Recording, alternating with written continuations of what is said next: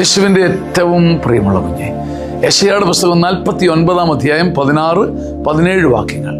നിന്റെ മതിലുകൾ എപ്പോഴും എൻ്റെ കൺമുമ്പിലുണ്ട്. എപ്പോഴും നീ അന്നന്ന് അഭിമുഖീകരിക്കുന്ന പ്രശ്നങ്ങൾ, ഭാരങ്ങൾ, നിന്റെ മുമ്പിലെ കടമ്പകൾ, നിനക്ക് കടന്നു കയറാൻ പറ്റാത്ത മലകൾ, കുന്നുകൾ, ഭാരങ്ങൾ, ഇവ എപ്പോഴും എൻ്റെ കൺമുമ്പിലുണ്ട്.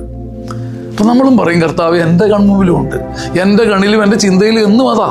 എൻ്റെ മതിലുകൾ, എൻ്റെ ഭാരങ്ങൾ, എൻ്റെ മുമ്പിലെ തടസ്സങ്ങൾ, കോട്ടകൾ, കൊത്തളങ്ങൾ എപ്പോഴും ചിന്തിച്ച് ഞാൻ തളരുന്നു. ദൈവവും നമ്മൾ ഒരു കാര്യത്തിൽ സെയിമാ. എപ്പോഴും നമ്മുടെ കണ്ണിൻ്റെ മുമ്പിൽ, നമ്മുടെ കണ്ണിലും ചിന്തയിലും ഒക്കെ ഈ ഭാരങ്ങളും കെണികളും തന്നെയാണ്.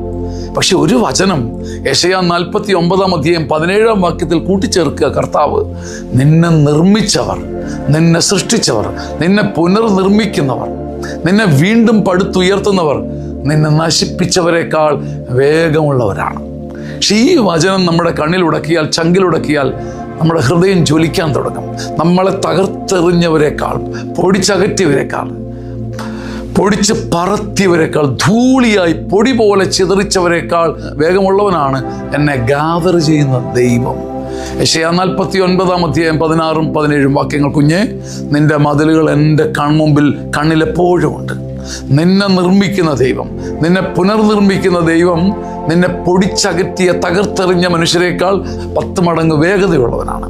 ആ വേഗതയുള്ള ദൈവത്തിൻ്റെ കയ്യിൽ നീ ഒതുങ്ങിക്കൂടിയാൽ, പൂഴിയാണെങ്കിലും പൂഴിമണ്ണാണെങ്കിലും ധൂളിയാണെങ്കിലും വീണ്ടും അവിടുന്ന് പുനർനിർമ്മിക്കും. ഈ വചനം ഒരു തമാശ ആയിട്ടല്ല, ആന്തരിക ശക്തിയായി ഉള്ളിൽ പതിയട്ടെ. ആമേൻ.